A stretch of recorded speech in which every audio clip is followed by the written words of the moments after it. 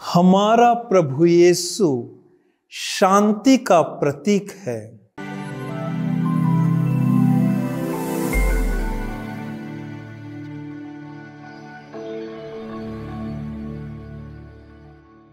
ख्रिस्त में प्यारे भाइयों तथा बहनों,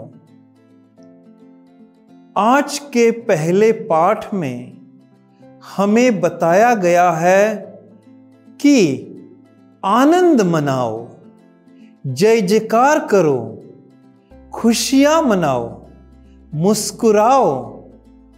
क्यों? क्योंकि हमारा राजा हमारे पास आ रहा है। अब सवाल यह है कि हमारा राजा हमारे पास कैसे आ रहा है।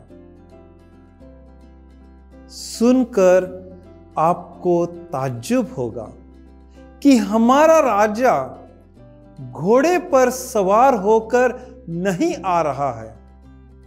हमारा राजा रथ में सवार होकर नहीं आ रहा है, बल्कि हमारा राजा गधे पर बैठकर गधे के बछड़े पर सवार होकर हमारे पास आ रहा है। इसका मतलब क्या है?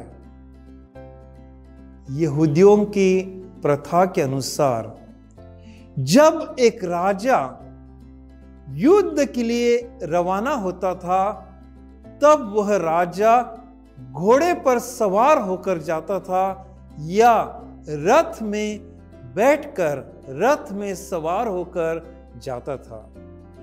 लेकिन जब एक राजा शांति चाहता था, जब एक राजा शांति का प्रस्ताव लेकर दूसरे राजा के पास जाता था, तब वह गधे पर सवार होकर गधे के बछड़े पर सवार होकर जाता था। इसका मतलब है हमारा राजा जो हमारे पास आ रहा है, हमारा राजा आज इस संसार में शांति चाहता है। हमारा राजा इस संसार में हिंसा नहीं चाहता। हमारा राजा इस संसार में खून खराबा नहीं चाहता, बल्कि हमारा राजा इस संसार में शांति चाहता है। क्यों? क्योंकि हमारे राजा को मालूम है कि हम सबको शांति की सख्त जरूरत है। हमारा राजा कौन है? हमारा राजा है हमारा प्रभु यीशु, जो इस संसार में शांति बहाल करने के लिए, शांति लाने के लिए स्वर्ग से आए थे।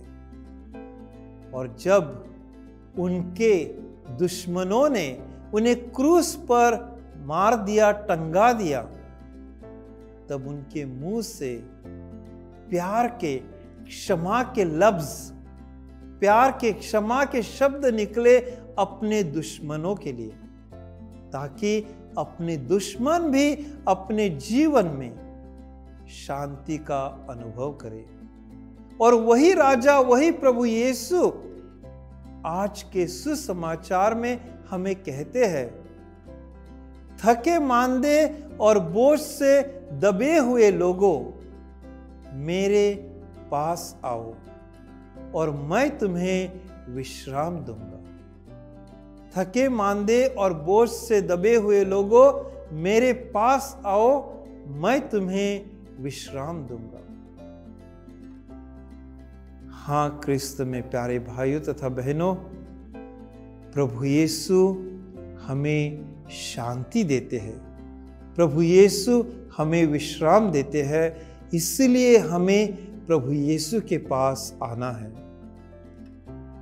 कहा जाता है कि अब्राहम लिंकन जब अमेरिका के राष्ट्रपति बने, तब उन्होंने अपने दुश्मनों के साथ दोस्ती का हाथ बढ़ाया, अपने दुश्मनों को दोस्त बनाया। जब लोगों ने यह देखा तो लोगों ने कहा, ये कैसा राष्ट्रपति है, ये कैसा प्रेसिडेंट है, वो अपने दुश्मन का नाश नहीं करता बल्कि अपने दुश्मन को दोस्त बनाता है।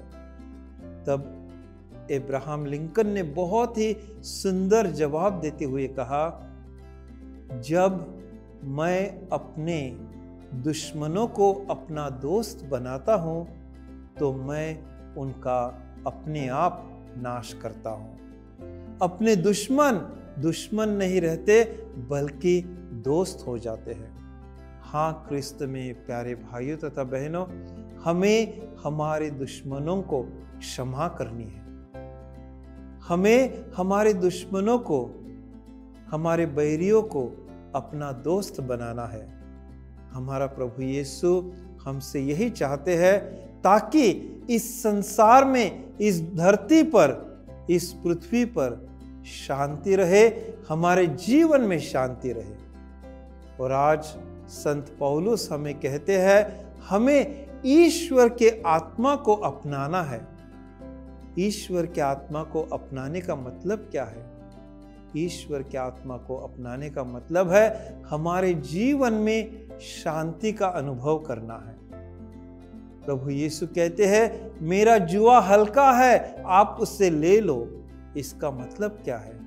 इसका मतलब है हमारा जो स्वभाव है, हमारा स्वभाव प्रभु यीशु के स्वभाव के समान होना चाहिए। मतलब हमारे जीवन में हमें हमेशा शांति के लिए पहला स्थान देना चाहिए। आमीन।